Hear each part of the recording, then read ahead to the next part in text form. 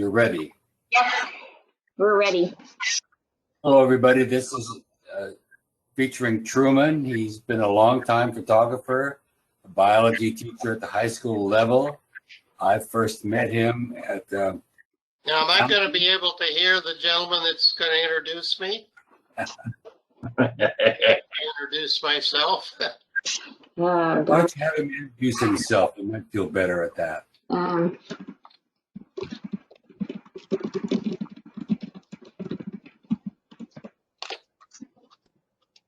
All right, let's see if he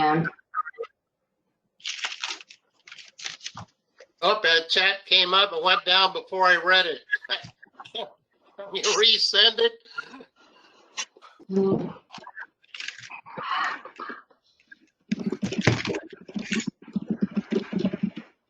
I'm ready to start. Should I start? Go ahead and introduce yourself. Okay.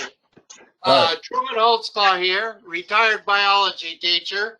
In fact, I've got a screen up, but I think I'll just go through that. I've taught biology for 34 years. I retired in 2001. I started bird watching, and why do I bring up bird watching? Well, we had argued about which birds we had seen. So I went and bought a cheap camera, a cheap telephoto lens, and a doubler to photograph the birds so we wouldn't argue about what we saw. Long story short, my pictures were so bad, we argued as much as we ever did. A friend of mine, a bird watching friend, got me to join the Sierra Camera Club around 1983. And that got me kind of excited. At first, I entered the nature division. My pictures are getting better, and I was successful. So then I started joining the other divisions in the camera club, and including doing prints too. So I really got involved with the club, and I was having a great time and doing well with my competition. Then I joined the PSA, the Photographic Society of America, about 1985. And I really took off and got really involved, buying better equipment and learning more about photography. And then in the 90s, I started presenting photographic programs to the camera clubs. I did some down at the Lamar, Photoclave, the Gold Rush chapter, and I got invited back to the New England Camera Club Council. That was a pretty fancy deal to do a presentation back there. And then I was been doing some of the PSA internationals. Started evaluating and judging in the 90s. I judged for clubs, fairs, international, and art councils. Travels, I've been fortunate. I've been able to travel quite a bit. Most of the United States, the Caribbean, China, Japan, Europe, Africa, South America, Canada, Mexico, Hawaiian Islands, and Alaska. I've had a couple of PSA awards. Basically, they're for service, not for competition. I took a lot of pictures for the PSA at their meetings and got some awards for that. I retired in 2001, and my wife was still working. So she said that I should get a job. So I enjoyed photography so much, I started a photography business. And I quit in 2017.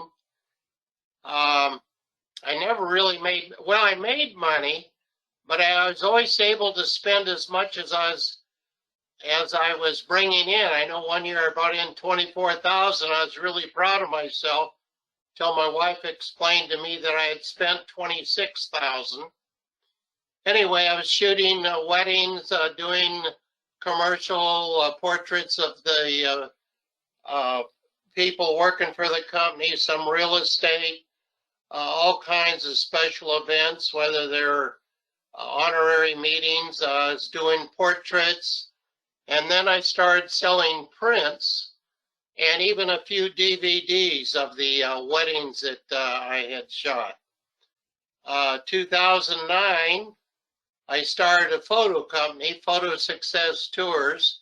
2011, Sam Shaw joined me, and the two of us, we led photo tours together.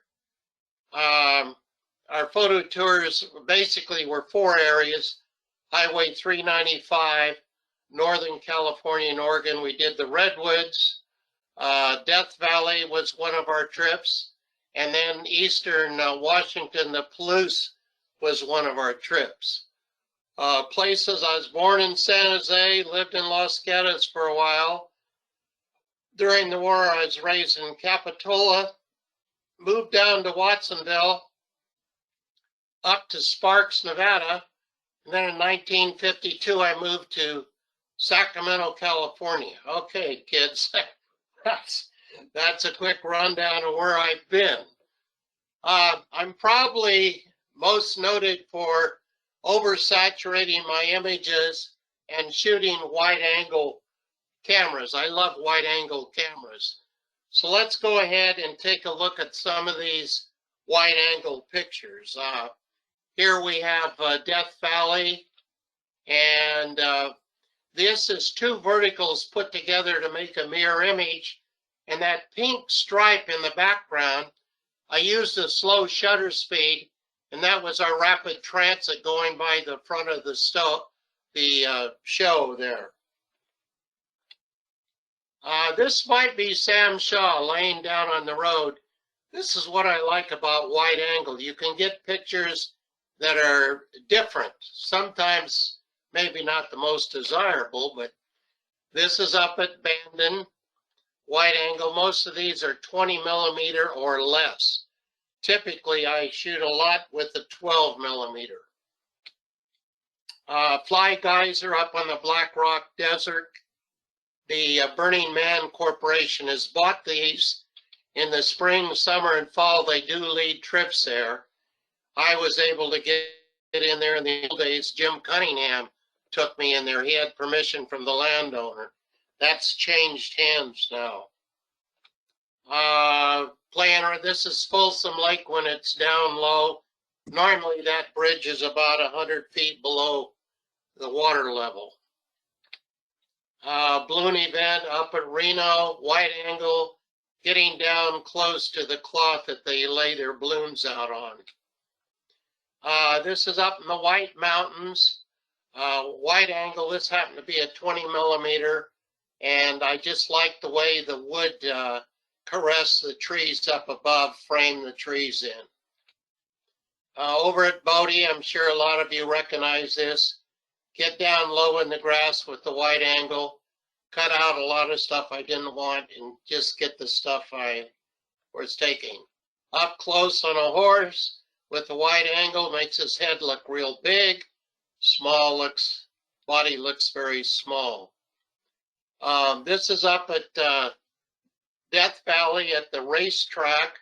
These are the what they call the moving rocks out there.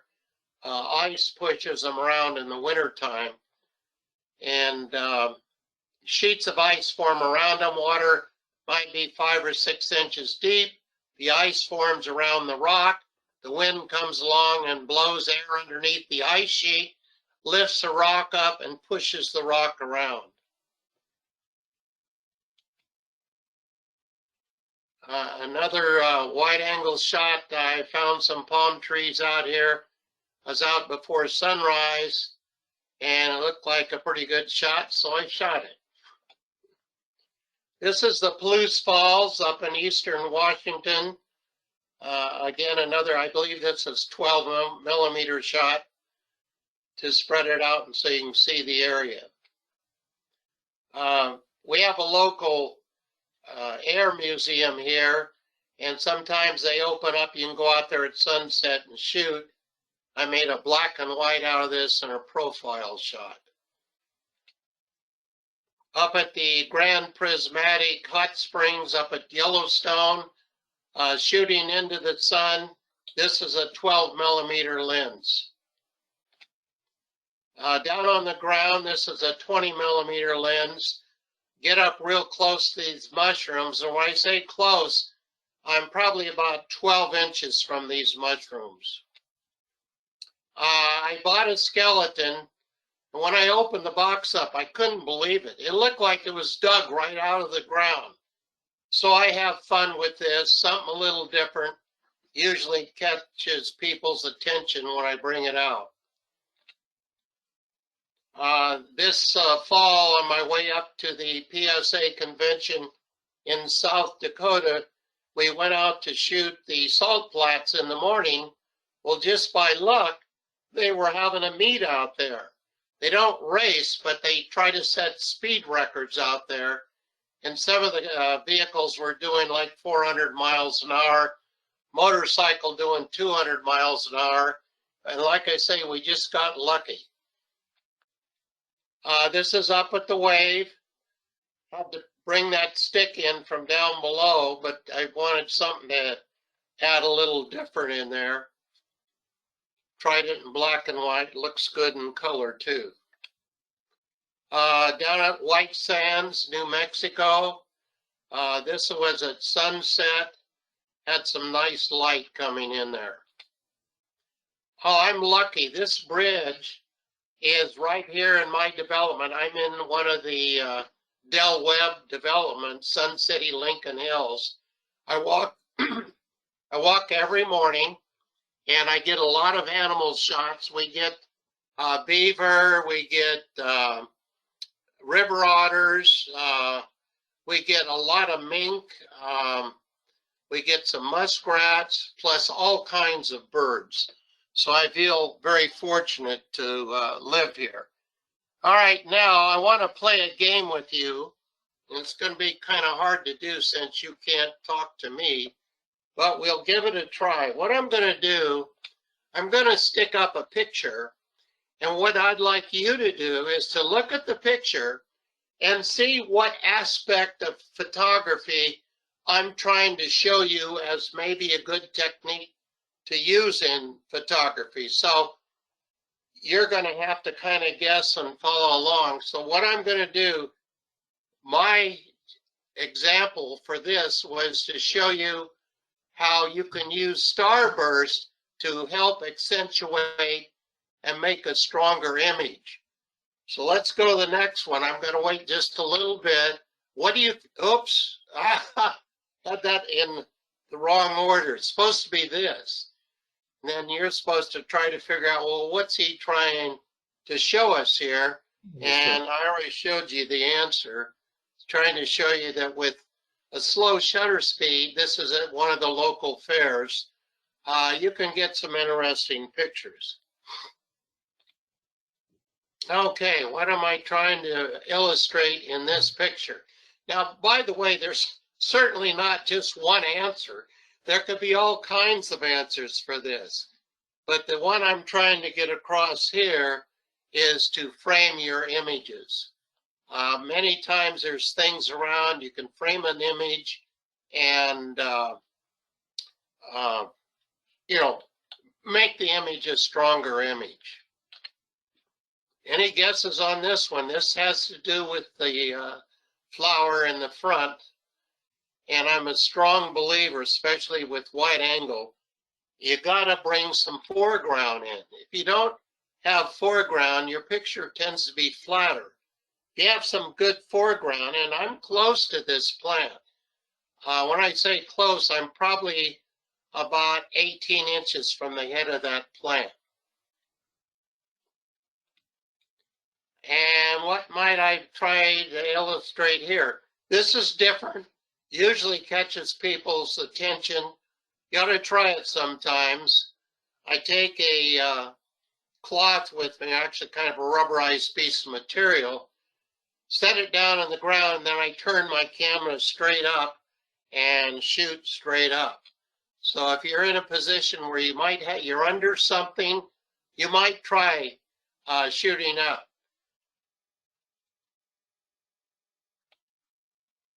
And here, you know, that's a good example of foreground, but I was trying to get across the point in your photography. It's always fun to try to use some humor.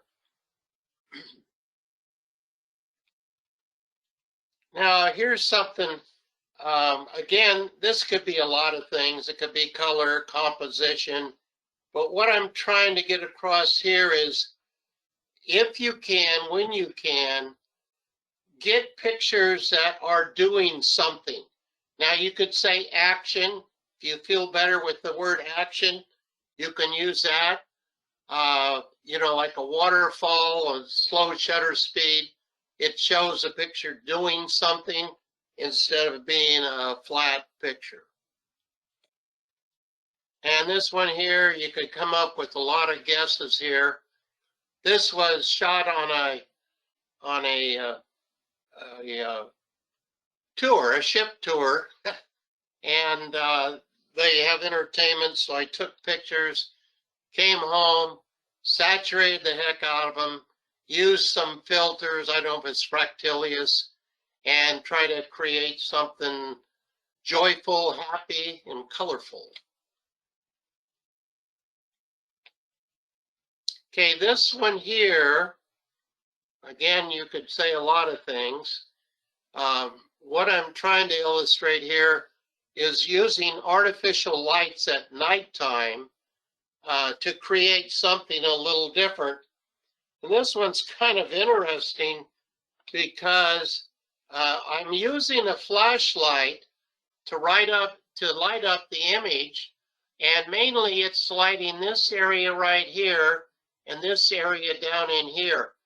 I don't know if you can see, I assume you can see my little cursor flying around here. But you see the shadow across here? That shadow is caused by a full moon. So a lot of the light I'm getting out here is from a full moon. And then I'm using the flashlight to light up the areas up here.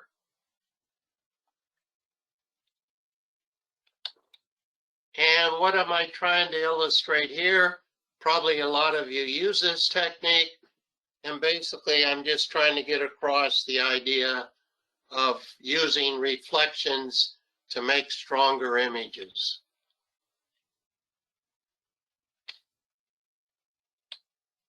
Now, I'd say any guesses here. This is the rough side of a building up at Bodie.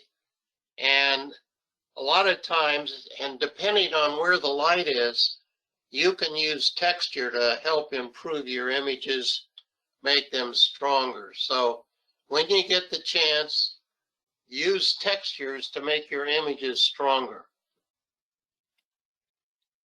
In this one here, of course, we're using lines.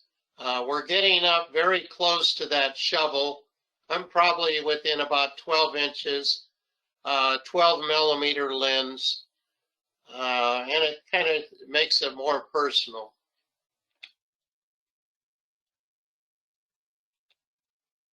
And this one, what am I doing here? You probably got this one figured out, and you probably use this a lot. But I'm using a reflection, so I turned it upside down here.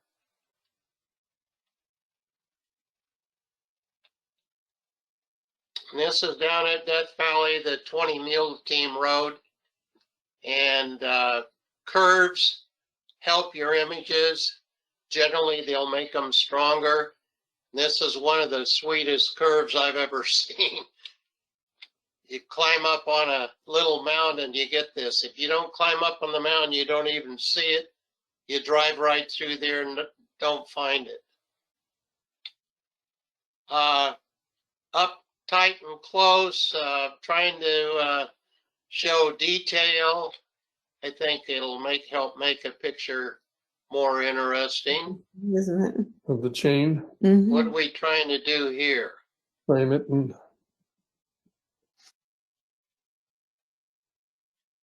Trying to use the idea of shooting through something or framing something.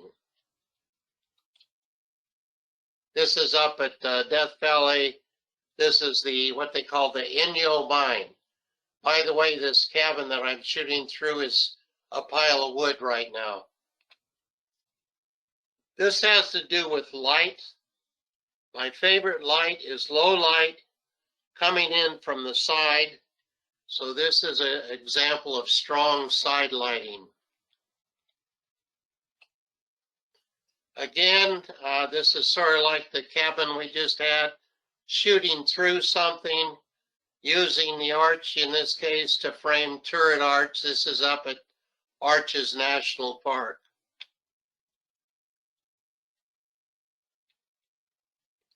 Now this has to do with our brain here. There's something about those three lanterns that our brain likes. It likes uneven numbers. I've heard different reasons for that. When you have, and three seems to be the favorite. A lot of landscapers, interior decorators will use the number three because it gives you a place to center your eye. Although the center one here is, I feel like my eyes centering on the blue one. So maybe color overpowers numbers. I don't know. What I'm trying to show you here, this is inside of a building. This is a park up in, what is it? I think it's Wyoming, Bannock State Park. It's sort of like Bodie. And I love the light in here. I need to put somebody in here, or a dog or a cat in there, maybe make it a little more friendly.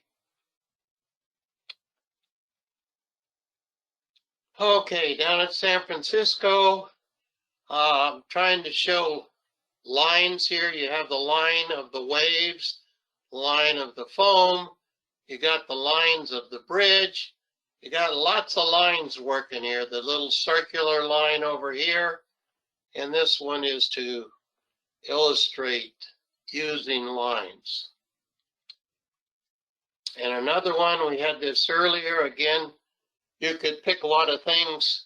I was using this to illustrate using reflections.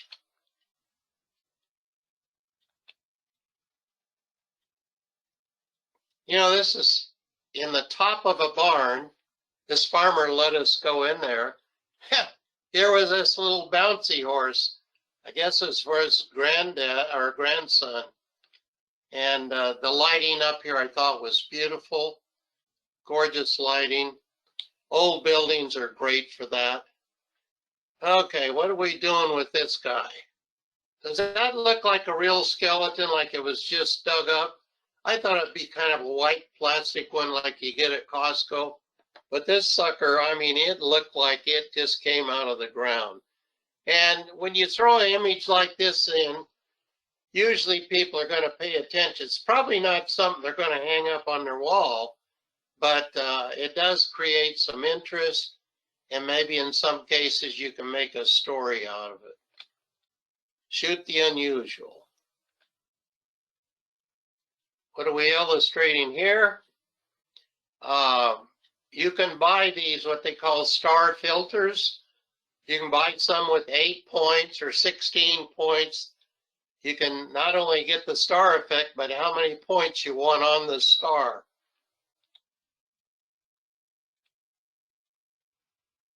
This is down at, oh boy, forgot the name of it. Oh, Kelso Sand Dunes. It's got it labeled right under the picture.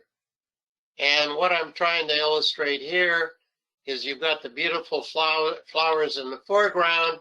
You can still see the dunes way out there.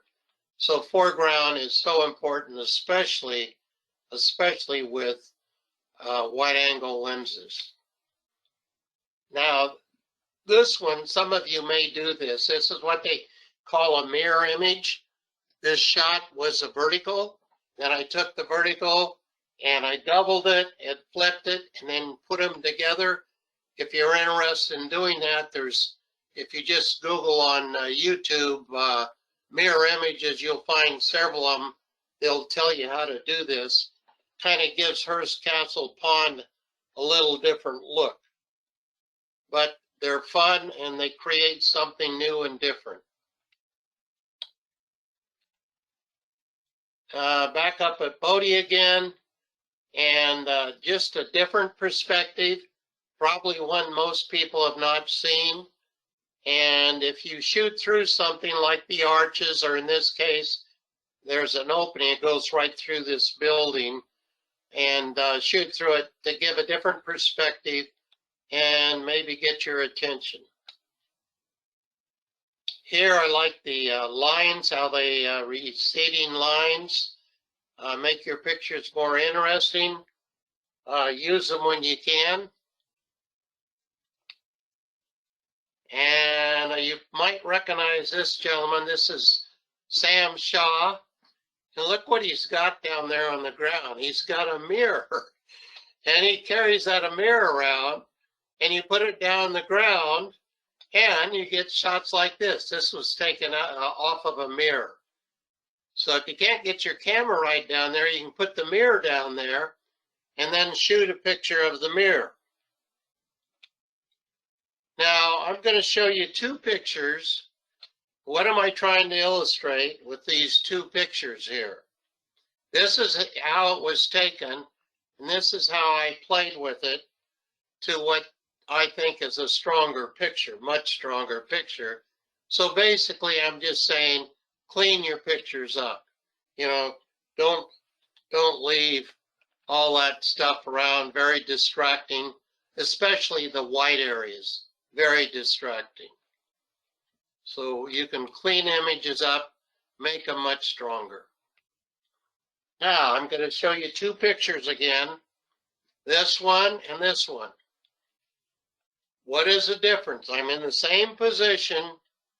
What is the difference there? And some of you probably are telling me, but I can't hear you. So the difference is I just rolled the polarizer. I usually have a polarizer on my camera. Some people don't understand. You've got to turn the polarizer to make it work. Okay, I'm going to show you two pictures again.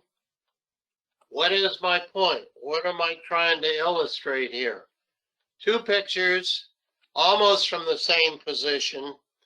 The only difference is the height of the camera. Original shot, I get down on my hands and knees. Now I've got a flip mirror, so I can just hold my camera down. I don't have to get down on my hands and knees. So get down low, and you eliminate a lot of the distracting elements in the background, and the statuary there stands out very nicely. Okay, two pictures again, number one and number two. Basically from the same spot, I moved over about 10 feet. What am I trying to illustrate? I've illustrated a couple of times already. Why, to me, this is the much stronger picture, and it's because I've got foreground.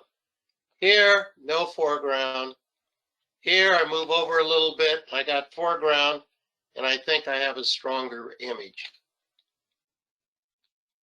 Two pictures again. Number one, number two, number one, number two. The difference, of course, is this picture is doing something. This picture has some action. This picture does not. Oops, wait a minute, wrong button. There. You know, just a nice scenic, but you throw a little rock, excuse me, a nice fish jumped out there, and now I've got some action. I got a little more, a stronger image. Now, this is going a lot faster because there's no interchange between myself and the rest of you. So I don't know, I guess I'll just go through these pictures and talk a little bit about each one. I'm sorry we can't go back and forth. This is in West Virginia, Babcock State Park. It's a pretty popular spot, and I think advertising uses this too. Nice place for color in the fall, and the stream adds a beautiful touch to it. This is up at Bonneville Raceway.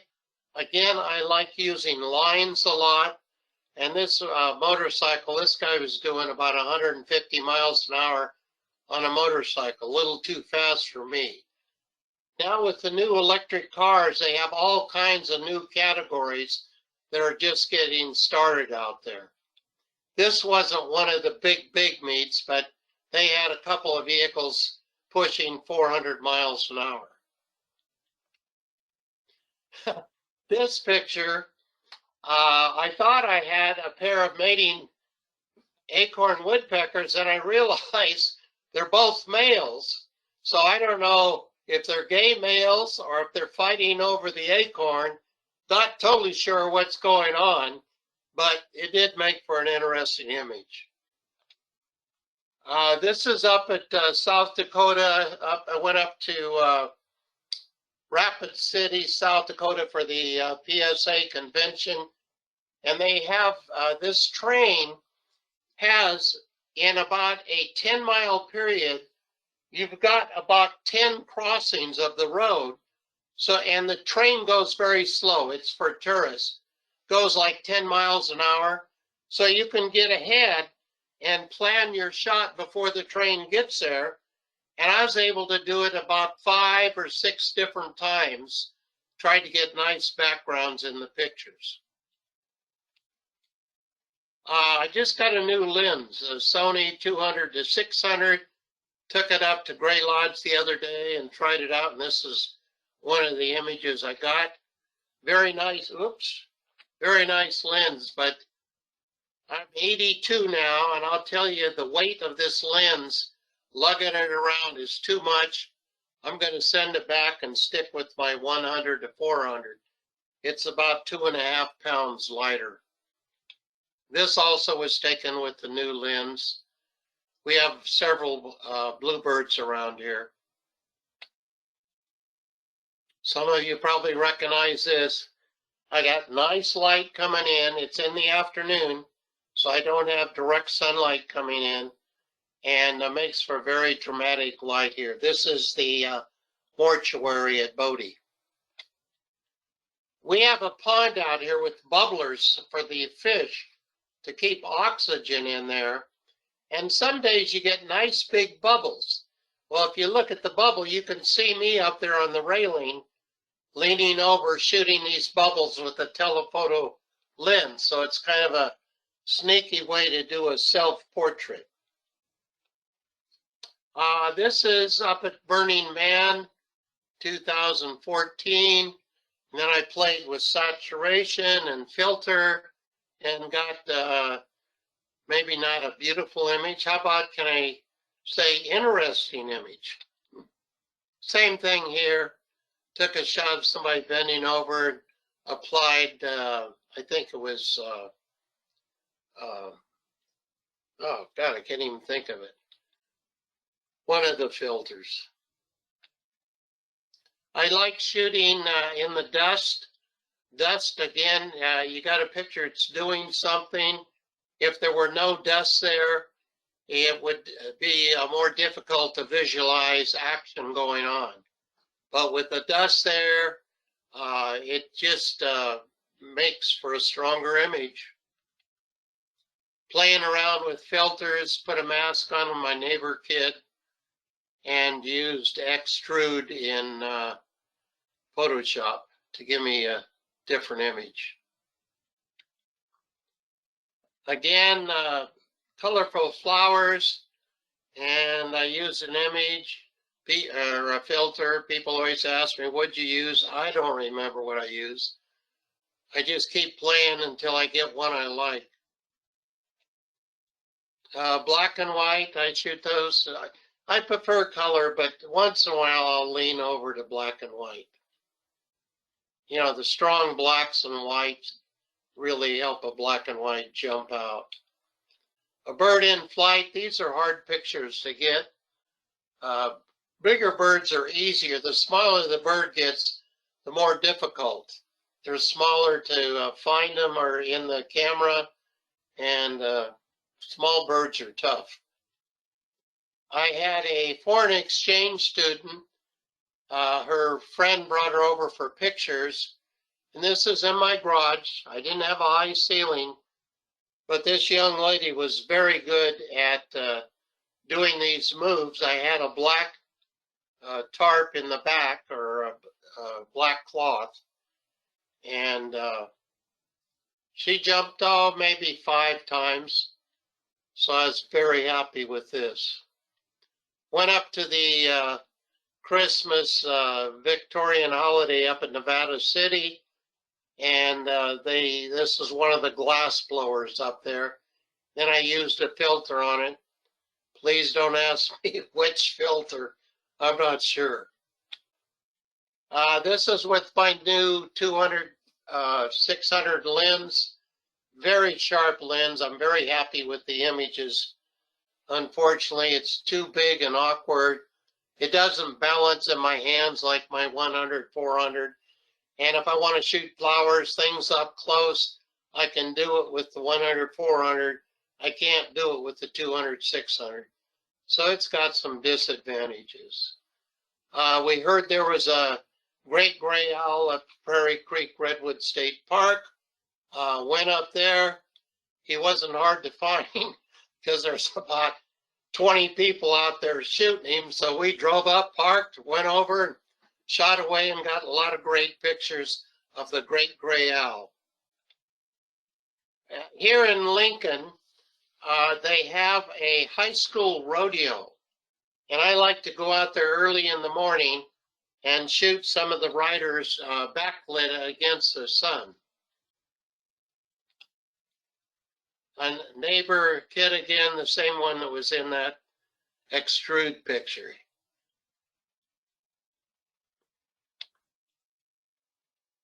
This here, up at Cerro Gordo, which is up high above Owens Valley, they have a little museum there. I like the lighting in there. And this is a shot I got out of that museum. It's been bought by a gentleman who's trying to restore it. There's talk of putting a bigger road in there. If you've ever been up that road, it's a very tight, narrow, steep road. This is in Colorado. This is near the town of Marble.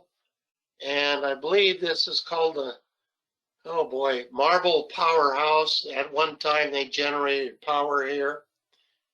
The day I was here shooting pictures, there were trout trying to jump up this waterfall over here.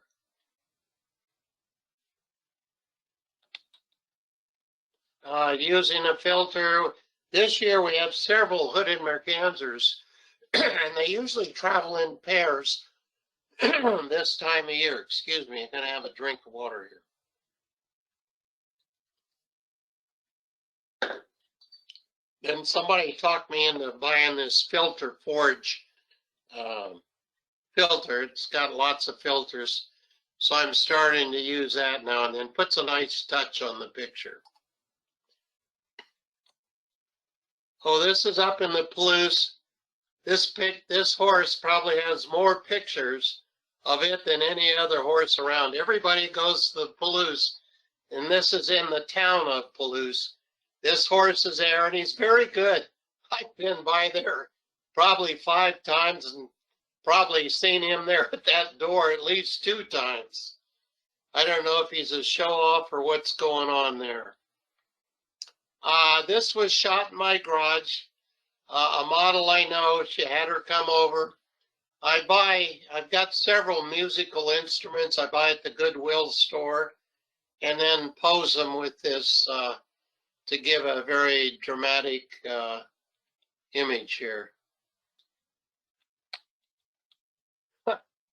This is in a giant sewer pipe, and it did the same thing with this model, backlit her with the sunlight at the end of the tunnel. And this is in the garage,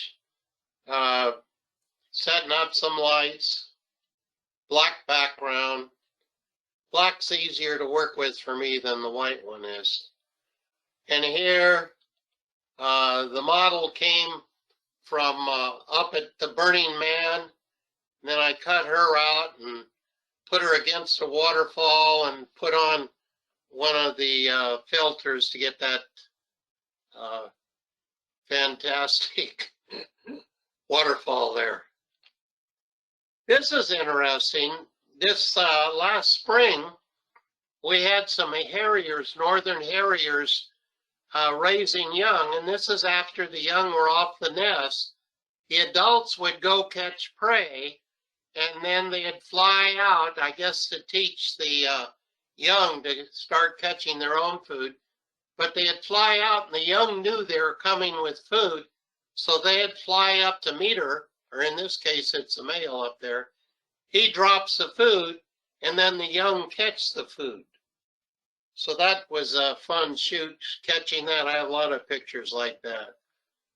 Here's some of the beavers I'm bragging about we have around here. They have a nasty habit, though.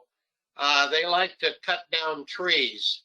So they have to go around and wire all of our trees so they don't cut them down. They eat on all kinds of vegetation, not just trees. A nice shot up at Mono Lake with the wide angle lens, very early in the morning, probably a little bit after sunrise. And this is right in my area up on some hills up here behind me. Had a foggy morning, so I went ahead and shot this. Now they're building roads back here, and back in here, this is all going to be houses back here. They're just building everywhere around us. Back up to Death Valley and the racetrack, and then this is a 12mm lens, and you got to do it when there's low light or you don't even see those trails. You come there on an overcast day or high noon, you don't see the trails. You got to come when the light is low in the horizon, morning or evening.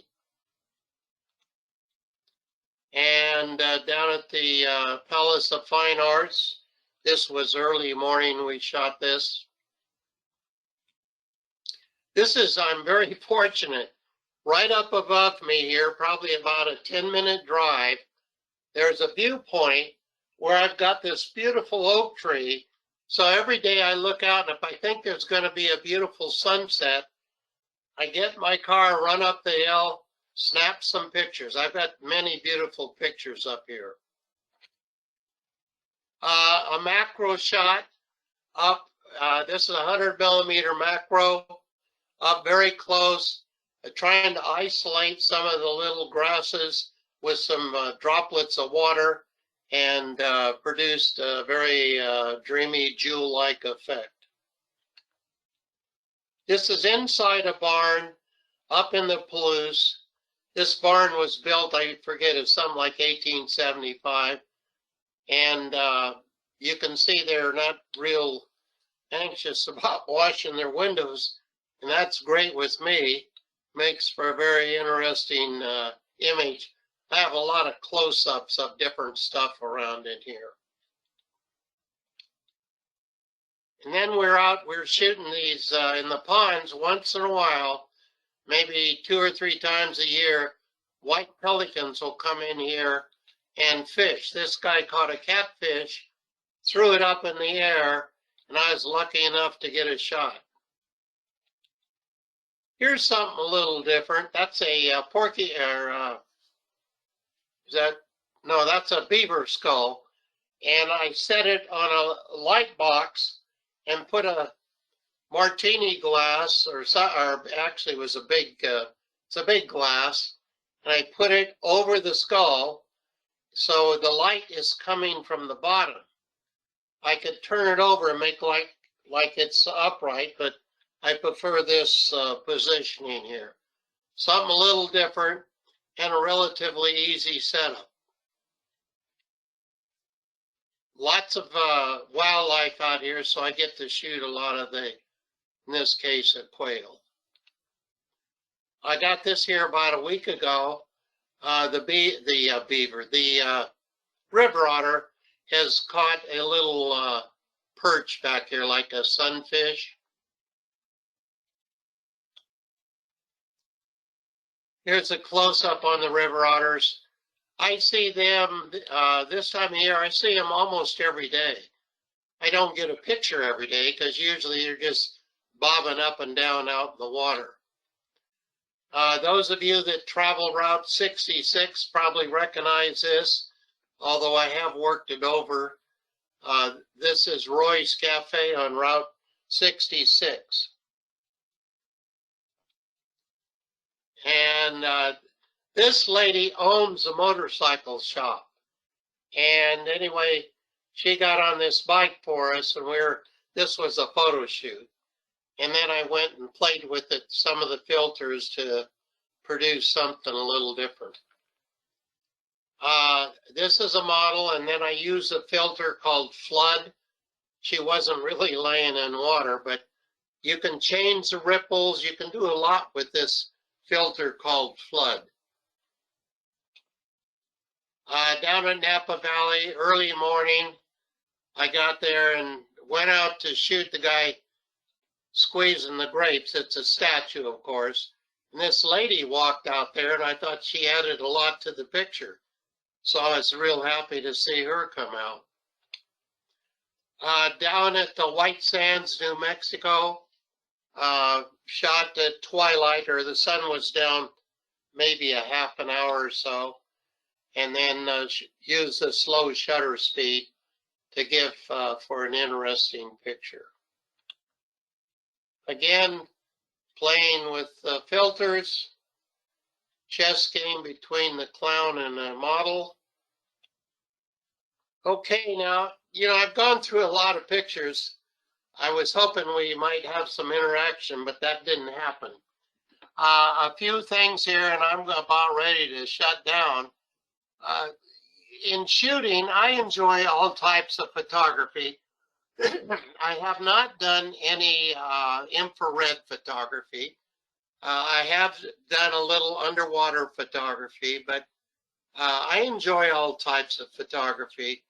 And in terms of light, by far and away, your number one most important thing in photography is light. And that's why I go out early in the morning and late at night, because that's when you get your best light. And I know there are some exceptions, but you can't beat early morning and evening. If you have a strong storm, yeah, you might get some great shots during the day, maybe some fog images. Simplicity, images, I think some pictures you just got too much going on. They become hard to pick out where the subject is. And I think if your pictures are simple, the chances of it being a successful image are greater. Originality has a big advantage over the same old, same old. You have different pictures. Everybody's got a beautiful picture of, let's say, Yosemite Falls. So try to get something different. And it's hard. Every time I go up, I try to get something different. And I come back pretty much with the same thing each time that everybody else has. Composition is so important. People argue about composition. What was it, Ansel Adams? I think he said there's rules to composition are stupid. I've got some friends that agree with that too. And boy, you mention rules and it really gets the hair up on their back. One more thing on this. Some of these people that say composition is important or you shouldn't have rules, you start looking at their pictures, guess what? They follow the rules like the rest of us. Manipulations can be fun and creative. I've shown you a few today. And the computer has really made that a lot easier. Serendipity, sometimes we just get lucky. And I'll tell you what, kids, I'm done. So I'm going to give you your screen back.